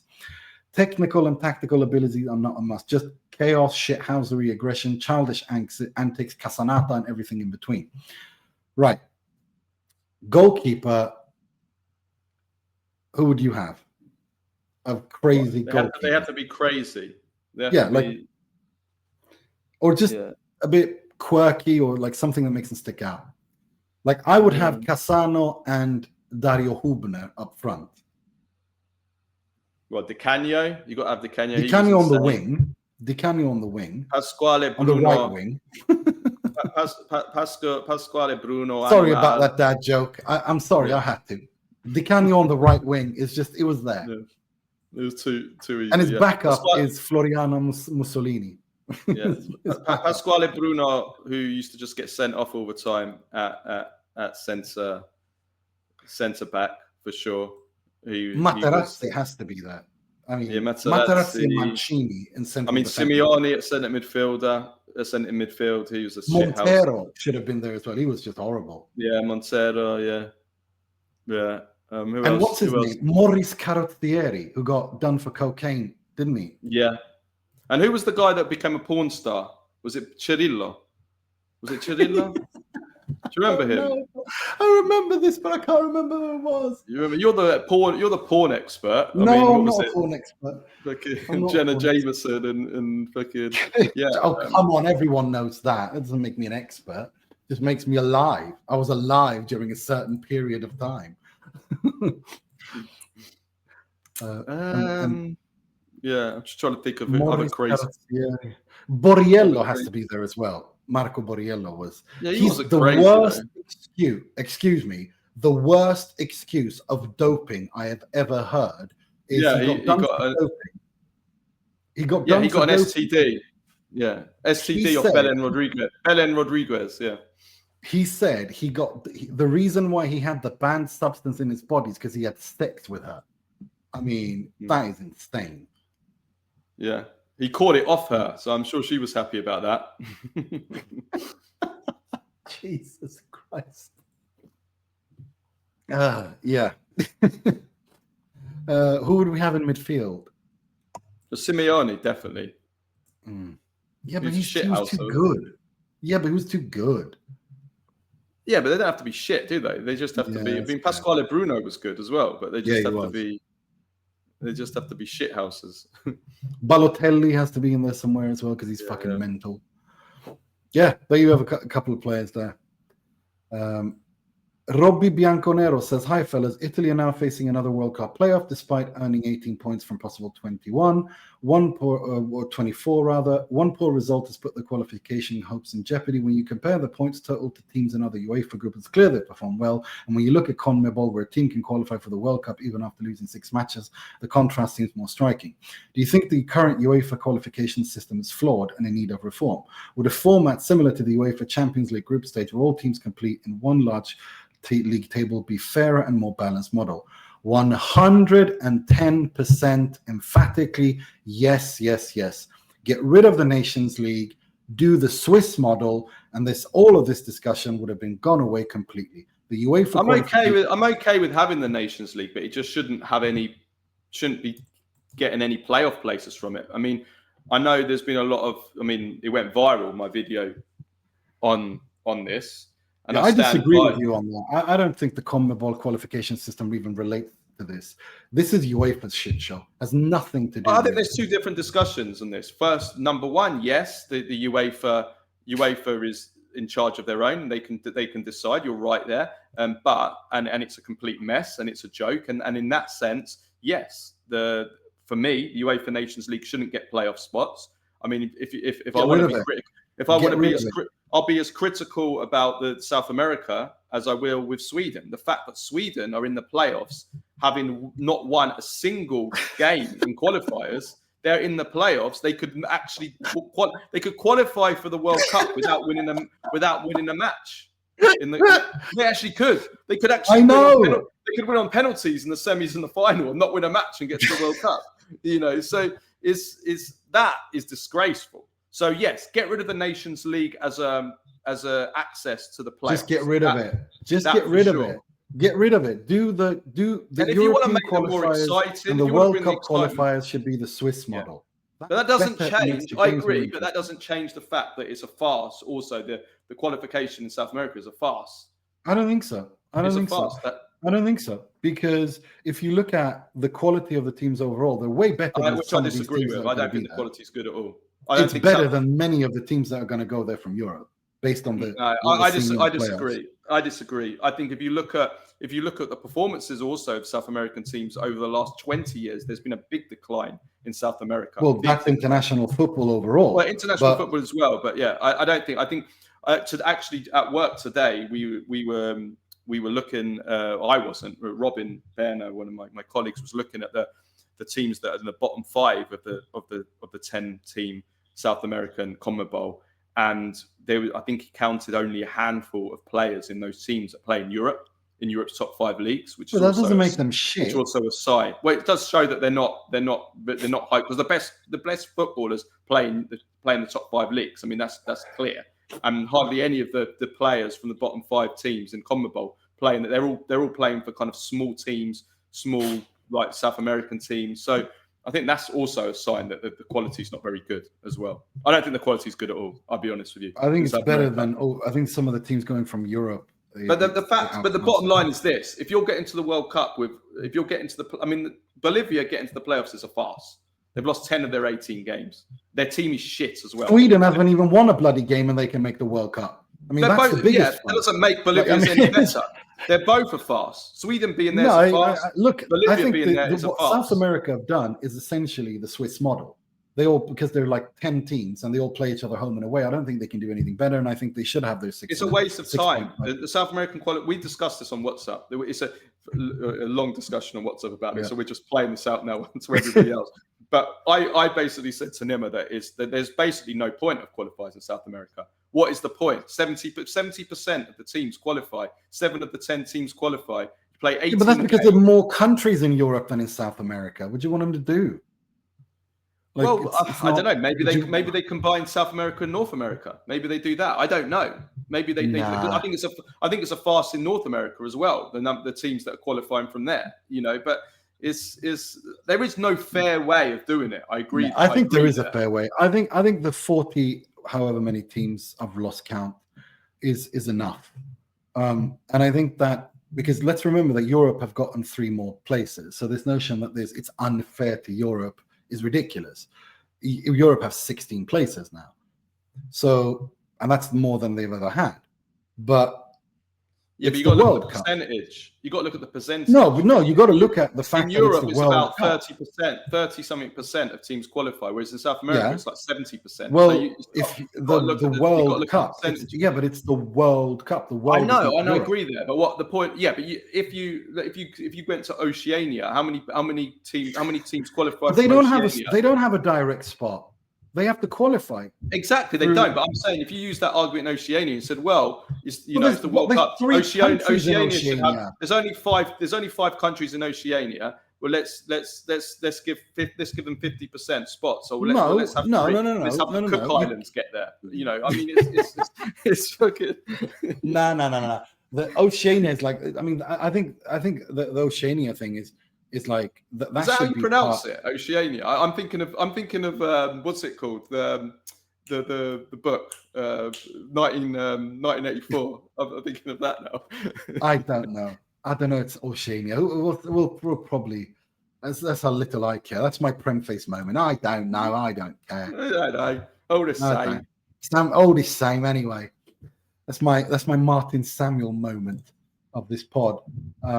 He's not had a meltdown in a while. Is he all right? I don't know. I've not heard or seen anything. I've not heard or seen him say anything stupid. The last time I saw him was when you fucking he got upset with you. That's the last time I. He wrote an op-ed in the Times. Hilarious! I could trigger him to that. Oh, brilliant. Magnus Kaufman says, "Can you talk a bit about Giovanni of Hellas Verona? What kind of attacker is he?" Who's that? Sorry, I missed that. The Brazilian Giovanni. Giovanni. Yeah, I like him. I really like him. I really like him. Yeah. He's nippy. He's quick. He's dynamic. He causes teams trouble. He needs to improve his finishing a little bit. He was a star at, I think it was the under 20 World Cup for Brazil. I can't remember. I really like him. He's raw. He's got that raw. Brazilian. Raw. That's a really good description. He's got the Brazilian street qualities, the kind of qualities that kind of the robotic players of 2025 don't generally have, and hopefully doesn't get it trained out of him, but probably will get it trained out of him once he goes to a bigger club. I think he looks like he's got the potential. Him and Gift Orban are a dangerous partnership, and actually the underlying stats of Verona, of those two attackers, is insane. They're like right near the top of Serie A in terms of number of shots, dribbles, but they're and expected goals, and they just haven't finished as they should have done. So I think those two they're an exciting pair to watch out for this season. Those two. I agree. Missak says, is the third best Serie A all-time 11 better than the all-time best EPL 11? We know already the first and second all-time tiers are already better, but how to determine it's better is by identifying how many of Serie A players would get into the EPL. How many of them would get into that team? If 6 get in, that's better. Also, it's because the league is too tactical. Is it the reason they run less, and when games are more intense, more Serie A teams wither away against the other leagues? Should there be adaptation to less tactical and methodological breakdowns by the teams and adopting a kick and run, you fucking twat mentality? This is really deteriorated. I love it. I think the third best Serie A all time is and the reason why he's asking that is because football was invented in 1992. Didn't exist before 1992, and that goes both ways. That means that we're not going to use any of the magical English players, some of which are mine and yours favorite all-time players ever. So we're only going to go when football was invented in 1992 with the Premier League.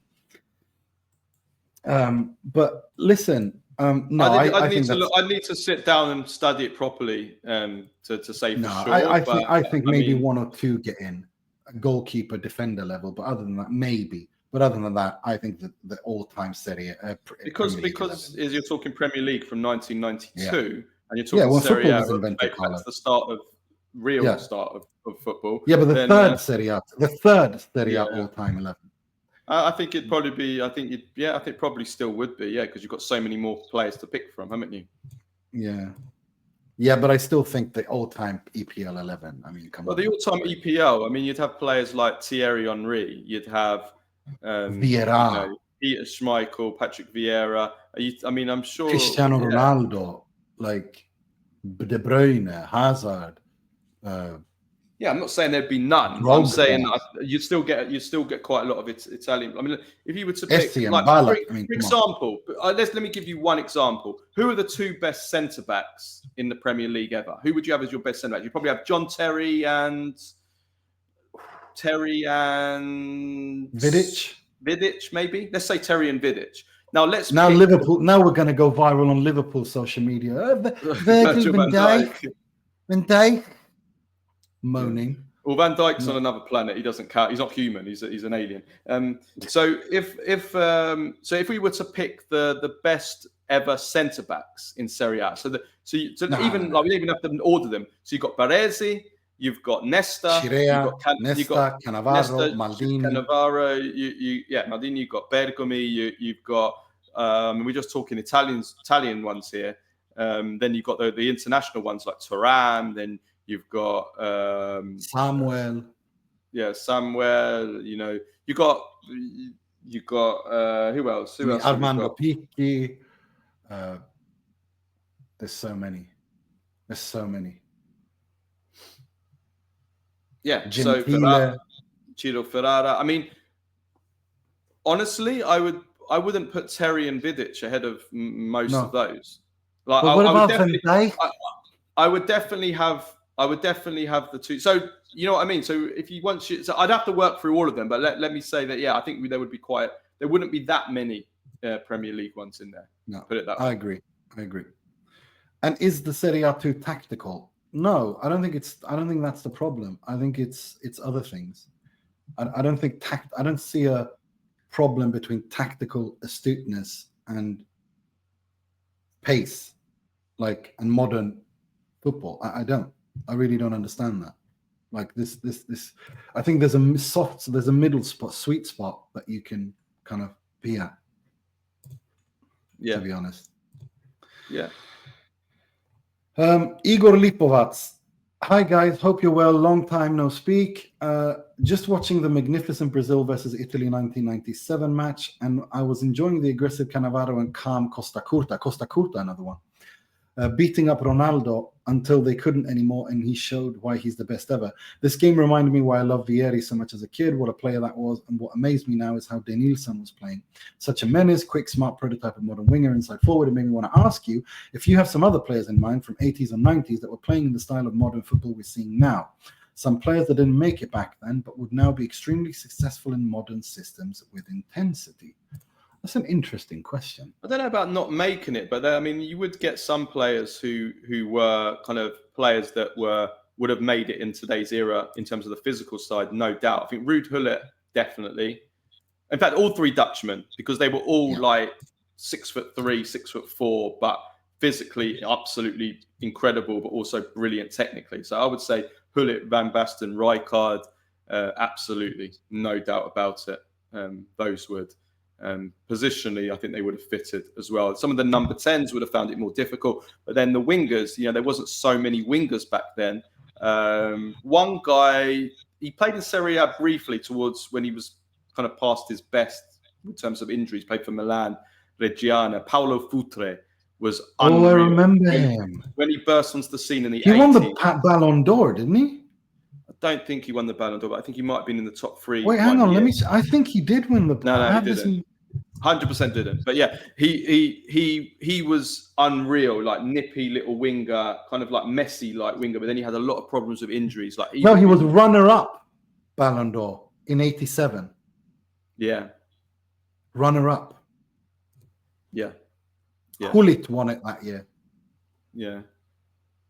So Paolo Futre is another one, but I'm just thinking of Serie. I mean, Maradona, absolutely. Maradona had the speed and the acceleration. He would have Lothar. Yeah, Lothar Matthäus. Yeah, a lot of those German players. A lot of the German players. Lothar, Klinsmann, Hessler. Klinsmann would have found it a bit more difficult, I think, because he was more of a box striker, wasn't he? Yeah, but he was pacey. It was quick as fuck. Yeah, but he was more in the box. Do you know what I mean? I'm not saying he still would have been good, but I don't think he would have been as good. I think Matthäus, 100%. Matthäus was when he was at his Bremer. Yeah. Ambipedous, pacey, great crosses, great shot. No, I think he would be brilliant. Rest in peace. Eisenfuss, as he was called, Iron Foot. Majin Tenshi says, I stopped following my national team a long time ago as their football was simply not enjoyable for me to follow. Instead, I followed Italy and Argentina since Italia 90. While Argentina may still have something to offer, this Italy team for the past decade at least doesn't provide me with any value except for the Euros. The question is, do you see fans, especially younger ones, doing something similar with the Italy national team or even international football altogether? I mean, simply stop following them. No, I don't think they'll stop following the Italian national team, but what I do think is that they'll stop following the Serie A and club football, which is much more dangerous. I agree. I think that's why we said that Serie A is in a very delicate situation right now. We said after the bad start to the season. To be honest with you, we see it even in our numbers. When the Italy national team play, our numbers go through the roof. like through the roof. I mean, just like if anyone's interested, go onto our YouTube page because that's everybody can see those numbers, and have a look at the numbers of views on our Italy national team content over the last week, and that's when Italy have been, got historically beaten by Norway. Have a look at the numbers, but you can have a look at all of our Italy content. Just put Italy in the search bar, and then compare that to our Serie A stuff. The Italy stuff does 3, 4 times, 5 times better.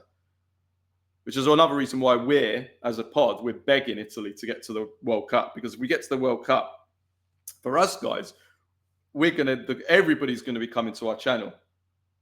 And if we don't get there, it's going to be a total disaster for us as much as it is for Italian football. So yeah, I think Italy national team. There's still a connection between, and this is true for I would say from nearly all nations, maybe with the exception of England, because the Premier League is thriving, that traditional fans feel that connection with their national team still, whereas the club game's been poisoned by money, by greed, by corruption. By loads of money. Yeah. I'm sorry, I don't know what's wrong with me today. I've only slept 4 hours. I've slept 4 hours, so I'm off on one. Proper prem-facery today. Proper Cockney prem-facery from me today. Been trolling Carlo for about an hour and a half. Jamie Drum says, how far do you think Norway will go in the World Cup? Do you think they'll cause at least one upset, knocking out one of the bigger nations like Germany, Netherlands, England? Listen, Norway are a team.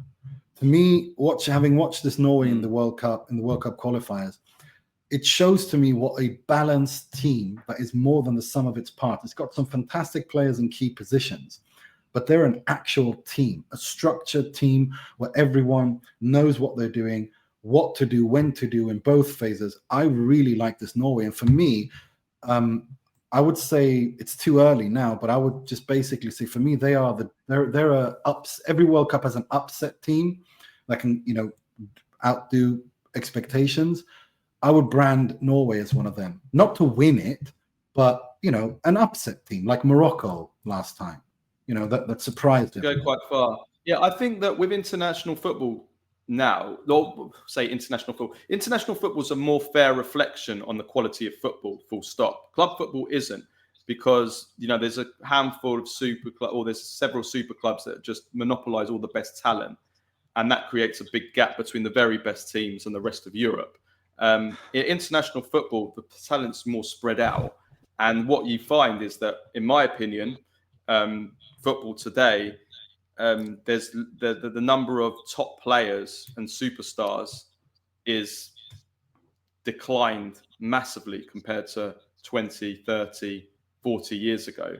And the result of that is that in international football, I think that the gap, has closed a bit between, I'm not going to say because the World Cup's gone up to 48 teams, but let's say the top 24 or top even 32 teams that are going to be at the World Cup. I think the gap has closed between most of them, with the exception of maybe 2 or 3 right at the top, like a Spain, who are way ahead of them. It's most teams. I think England have got a really good team. There's a few teams that have got, on paper anyway, have got lots and lots of quality and are definitely better than a lot of the other teams. But most of the other nations, and I include some of the big nations, I think the gap is a lot closer. And Agreed. that means that I think that at the World Cup, if you have a team that plays as a team, like Norway, they can actually do pretty well. That's why I would give agree Norway 100%. If I compare them to, say, in Italy, who on paper, and I said this in my pod, I actually used those words and called myself a prem face for saying that. Says, if you compare the Italy midfield and Italy defence, how many are going to get in the Italy team? How many are going to get in the Italy team? Well, actually, on paper, probably not many, even with the problems we have. So I mean, I'm removing Odegaard from that because he was injured. Yeah. So I think that Norway play as a team, and as a result, I think can definitely go quite far. I think. Agreed. Mike DeRob says, this one is regarding foreign players being chosen in over Italians in Serie A, which seems to be seriously affecting the national team. Why are teams using foreign players over Italians when it doesn't seem to be helping Serie A much? I can see the advantage if we had lots of foreign players helping our teams win the Champions League, but that's certainly not the case.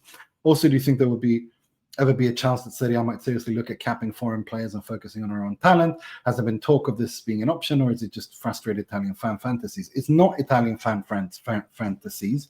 It is being talked about, but the problem is the legality of it, given that Italy are in the EU. That's a big problem. But I do know that there is talk about it within UEFA and within UEFA to introduce some sort of system to help the national leagues. To protect the national leagues. Whether that actually comes or blah, blah, blah, or how watered down it'll be, we'll have to wait and see. I think they can get around it in another way by doing something like incentivizing clubs to play Italian players, that they get paid money. Like you said, the team, seriously, give a Champions League spot to the team that utilizes the most Italian team, the most Italian players with the most minutes or start. Yeah, something like that.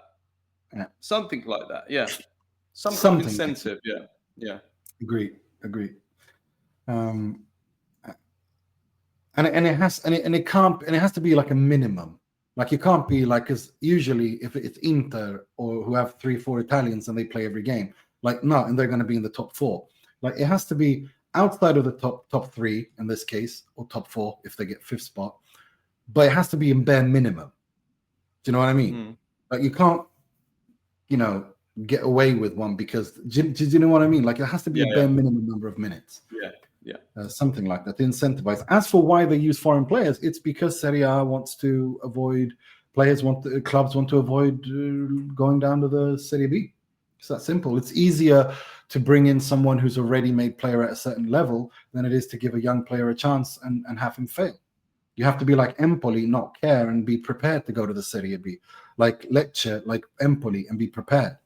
And know what to do when you go down and then recover from that. It's really that simple. It's short-termism, It's the problem. Yeah. Sanat says, if someone seriously took over Lazio in terms of new ownership, what do you think the ceiling might be? Will they always be in Roma's shadow, or how good could it realistically get with the right ownership group and investment? Look, I think the Roma, Lazio, Napoli, historically, they're on the same level in terms of what they can do. Lazio had one of the best teams in the Serie A history when Sven was there. Like that team was insane. It was world-class players at every position. So, I think that's their. I think that's. I don't think their ceiling's too much higher than what they are or what they have been under the Latito era. But as we've said many times, with the way Serie A is now and the gap closing, certainly financially between all the clubs, that if a club is run really well, then it can aspire to. It depends how ambitious you want to be, but absolutely can aspire to do something like what Napoli have done, or Atalanta have come close to doing, or that absolutely, and that's probably the biggest reason to get rid of a Lotito, because there isn't that ambition to try and do that with him. Lotito. That's one way of putting it diplomatically. He could control his son for starters, allegedly. Speaking of Annalisa and stalking on social media. Next question, Robert Zeoli. Ciao guys, is La Nazionale's issue demographics? Immigrants in Italy are only part of the population with a positive birth rate, but it seems that the rest of the country lags behind most European countries in terms of citizenship pathways and integrating immigrants in general. How many players do they miss out on with a law that doesn't allow these born to foreign parents to apply for citizenships until 18? That is something that they've spoken about. That is such an insane law, that is. Really it's so stupid. Like, you look at Honest Arnold, like, he can't be until he's 18. It's crazy. And if you look at what Germany did, I think Italy, I think you need to adjust to the new reality, You don't need to go full on France, because I Be think careful. Be careful. I think that's ridiculous. I'm sorry. That to me is just disgraceful. It's imperialism, if you ask me, what they're doing. But what they did, really, isn't it? Well, I mean, it's they're reaping the. I think I call that football imperialism. What they're doing. But it's also related. It's also related to, by bizarre. I don't want to get into history now, but they got battered during the Second World War and got rewarded with fucking loads of colonies, which is the most weird thing ever. Like, let's lose the war and then get a load of like, why they were ever part of that four-way kind of, the four powers. Well, they're a major European country. Well, I know, but the issue is, look, anyway, if we talk about this, I don't like that law. I think Robert is right here. I think that law needs to be changed, and I think it will be changed because it's not tenable. People who are born there, have gotten all their education there. Why not? Like, why couldn't they? Like, if you want to, like, fully integrate and stuff, it makes no sense to me. What do you reckon? Yeah, no, I agree. Sav says, with the state of Italian football today, do you think the Serie A could benefit from a rebrand like the Premier League did in 1992? Well, yes, but good luck. What do you mean? Yeah, but they need actual change. Just putting lipstick on a pig, like, do you know what I mean? Yeah, just rebranding it with Calcio is back is not gonna cut it. Yeah, listen, to do a rebrand, to do some kind of rebrand like the Premier League did in 1992, you need to have super competent people that are capable of pulling that off. And Italy, we don't have that. And you have to remove power from people to do that, because when they did that in the Premier League, a lot of people that were in control of the Football League before lost a lot from that, Yeah. But in Italy they don't allow that to happen, because you've got the kind of the old dinosaurs at the top that want to preserve their power and their pockets and their influence, and they don't let it go. And that's the reason why, as we discussed at the very beginning of this pod, why Baggio's plan, and I haven't read the report, so I'm not saying it would have, he would be necessarily the right man and it would have worked. I don't know, but certainly he recognized the need for big reforms and revolution, and they had no intention of even entertaining the idea. 20-minute meeting for a 900-page, 18-month piece of work. Talk about pissing in someone's face. Yeah. Unbelievable. David Backrack says, hi, Nima. I hope you and Carlo are doing well. I'm fascinated by the economic history and want to see if you and Carlo think Italy's economic stagnation and regression in recent decades, particularly after the 2008 Great Recession, has had a bigger role to play in the state of Italian football than usually thought. Calciopoli had a huge effect on Italian football as well as other systemic issues. But if you look at Spain, another country hit hard by recession, really only their top three teams are class. The quality is low besides Madrid, Barca, and Atletico Madrid. I disagree with that, because if you look at the European Cups the last 15-20 years, not just the Champions League, Europa League, Spain have been dominating. If you look at number of teams in finals and have won, I mean, Sevilla, Atletico Madrid, you have so many teams. Always, but Barcelona and Real Madrid have always been among the top 5 richest clubs in the world throughout, and they still are now. Even though I'm talking about outside of them, that Spanish football has not been hit by. On the Europa, but we're talking on a Europa League level. They've done very well. They've done very well on a Europa League level, and also their national. I think it's got to do with the fact that the football they play is what modern football likes. It's been the way that modern football has moved is towards what Spanish identity is: possession, skill. Stuff like that, things that they've always. That's how Spain have always. Yeah, I think there's a bit of both. I think you can't deny that the economy is very important. Of course. In the success, it's the reason why the Premier League has all the money, so it's the best. Generally, the league that has the most money or significant or significantly will dominate, and that's why the Serie A, when it was the best league in the world in the 80s and 90s into the early 2000s, was the richest league in the world. But it also coincided with a boom in the Italian economy. There was Agreed. a boom in the Italian economy. Very good. So Very generally, well I mean, that's just generally the case with any empires. Even again, if we want to go into history and politics, when empires that are dominating are generally the empires that economically are doing well. Yeah, if you go that's back, true. you go back 500 years, it's the economies of imperialists that went into a foreign land and got all their mined all their silver and their gold and their minerals, and they become a strong economy, then built a big empire from it. And ultimately, the other side of the coin is true as well, that the reason why most empires collapsed was economic, was probably because the biggest. of concentration of wealth and power. They killed. Yes, economically, you look at all the big empires. The Roman Empire, the number one reason that collapsed was because of the economic reasons. Are you going to go? Are you going to go full Aurelio De Laurentiis on me and start talking about the Visigoths now? I love that. Don't you love that? I love the Visigoths. Yeah. No, but the Roman Empire. One of my favorite quotes of him is about that. The number one reason why the Roman Empire collapsed was for economic reason. It wasn't because of military failure.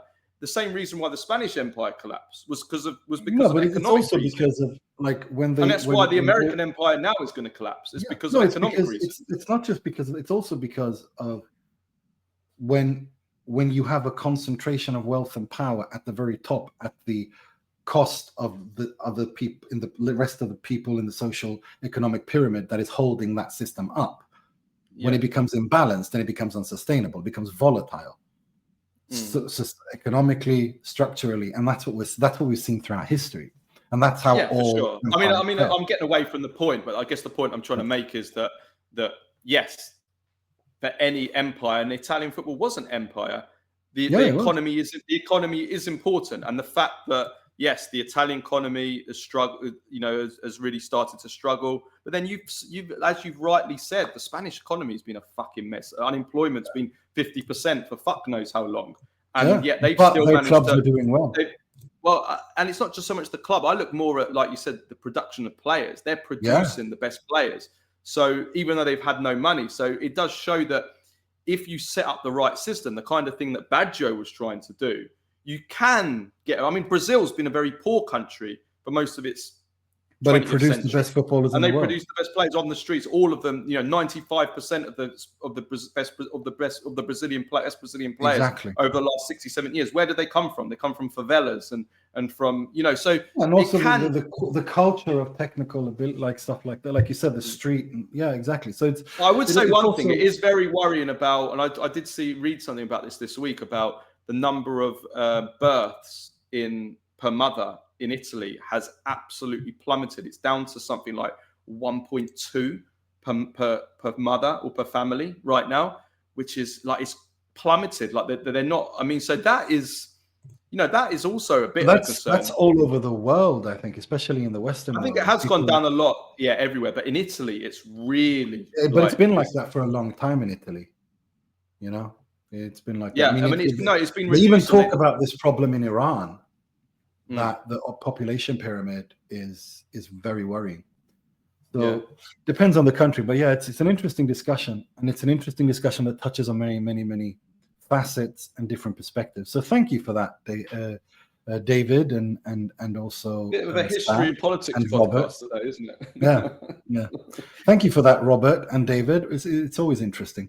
Kunal Soni says, since Italy's fate is hopeless, even if they did qualify, I don't see them getting past a round at 32.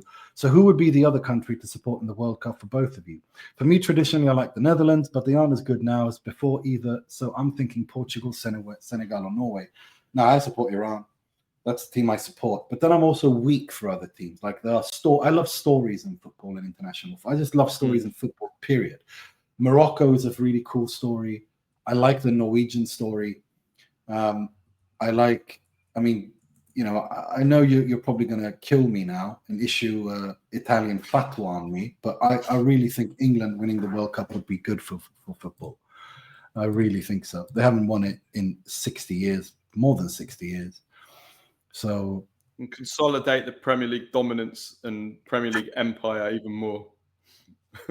No, but look, it's a traditionally big country, historically big country with big players. I would probably go for Iran just for you. I'd like to see Iran do well. I like to support the teams of my friends. Yeah. So I will. So for the same reason, I'll be happy for England for some of my good English friends. But Iran, I would be happy for you, and then like you do, like I do like a story.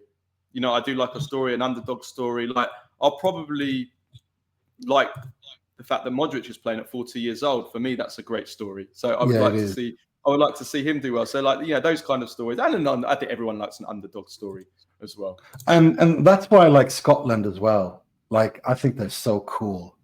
And Scott McTominay, I mean, what a move from the rainy shores of old Blighty to a bit of sun in Naples and a couple of sfogliatelle and pizza fritta can do for a man with sun. Look at him. He's an icon. No, that bicycle kick is one of the greatest bicycle kicks of all time. It is. In fact, we've got on Wednesday, probably by the time you listen and it's already out, we've done a little top 10 bicycle kick goals of all time on our socials. But it's just what has happened to him. Like, look at him. The way he dresses with high fashion, he looks good, he looks sunburned, he looks cool, and he's playing out of his skin. Like Scott McTominay's like what a move to Naples can do for people, eh? A bit of Mediterranean sun and food, and Antonio Conte yelling and breathing down your neck and complaining can work wonders. Next question, a final question. Mohammed Wisha says, "Hi guys, I've been hearing Carlo complaining about the European qualifiers for quite some time. I want to know how he would plan it. The only part I hate is the one-game playoffs. Other than that, European teams playing groups of 4 or 5 can't have more than one direct qualifier. South America are 10 teams, but the level of difficulty with these matches is higher than most European qualifiers, don't you think? Maybe we have to come to terms that currently Italy is an average team at best. I think we agree that Italy are average. We've kind of covered the rest, but I want to know how you would do it. Would you go with what I'm saying, the Swiss model, and get rid of the Nations League? Potentially. Or maybe because there's so many teams, I think it'd be possible to have 45 in one league. Maybe you split it into 4 groups of 10 or something. Or how many teams are there in Europe? Is it 50 something or however many it is? Like split it up into groups of 12 or 15. Like maybe 3 groups of 15 or 4 groups of 15 or do you know what I mean? Like groups of between 10 and 15 if we're going to go the Swiss model. If not, maybe we do larger groups and have them have 2 teams. But I think it should be, if we are going to do the smaller groups, there has to be 2 teams qualify. And if you are going to do a playoff system at the end, right, then it has to be 2-legged. You can't just have 1 leg to get to the World Cup. That's just ridiculous. It's ridiculous to have a 1-legged game. And to have to win a 1-legged semi-final and a 1-legged final. I mean, what is this bullshit, man? 1-legged semi and a 1-legged final. If you're gonna do a playoffs, 1 game, 1 tie, 2 legs, home and away. Simple. Then it's fair. That's fair because then you're playing at home and you're playing away. Yeah. The seeded team plays at home for the second. I don't like this home and away nonsense. I like the Swiss model they've done in the Champions League. I think it's much fairer like that. You have big games, you have more fun games. Every match matters. We could potentially have a group of 10 and do home and away, or a group of 12 and do home and away and have 20 games, and it'll be the same number of games as South America. I don't know. I'm not saying, but I think, I don't want that. I want the Swiss model. It's more fun. I have to say, I'm against having 4-team or 5-team groups because that's where that messed up Italy. Because then basically what happens is if you're put into a group with 1 good team and then 3 shit teams like Italy were, all it takes is to slip up once against the big team and you're fucked. And that's what Italy found themselves. They were fucked because the rest of the group was so shit and there wasn't enough games and there wasn't the possibility of anybody ever slipping up in any of those other games against the small teams. So you've got to have enough games against strong teams so that the cream rises to the top. Not you only play 1 tough game, everyone else is shit, and you slip up once and that's it, you're fucked. Well, that's what I'm saying. That's why I think the Champions League has been so good. The games have been like, it's become so much more quality. I would basically do it like that. Top 8 teams. If Europe have got 16 spots, the top 8 qualify automatically. Places 9 to 16, 9 plays 16, 10 plays 15, and so on and so forth. Home and away. That's your or actually that just makes it 12. No, that's 4. Yeah, 4 and 8, 12. Yeah, but you know what I mean? Like something like that. Like you play like make it more fun. Like the top 10 go through or something, and then the remaining 10. I mean, look, fun should 12. come into it a bit, but I think at the end of the day, fairness is the most important thing. Like it can't just be entertainment. Top 10 teams in the Swiss system. If you have a like that, they go to the World Cup. The remaining to get the remaining 6, you play position 11 to what does it become? So if you want 6, so another 12 teams. So yeah, so 11 to 22. They face off in home and away ties, and then you've got 6 teams with that. Done. Possibly. Bob's your uncle. You'd have to get rid of the Nations League, though, wouldn't you? Bob's your uncle. Yeah, piss off the Nations League. It's a stupid tournament. It's useless. Absolutely useless. Fucking useless. Right. Those are all the questions we had. An extra long show for you guys this week. Please do remember to send in your questions via Patreon on DM by Sunday night, so we can, or actually Monday, Sunday night preferably, so we can record and put it out on Tuesday. We'll be back. This goes out for patrons on Wednesday. You'll be doing a reaction to the actual draw. On Thursday, tomorrow, immediately afterwards. I did a preview of how the format is, the venues, and all that. So check that out. Which did really well, didn't it, Nima?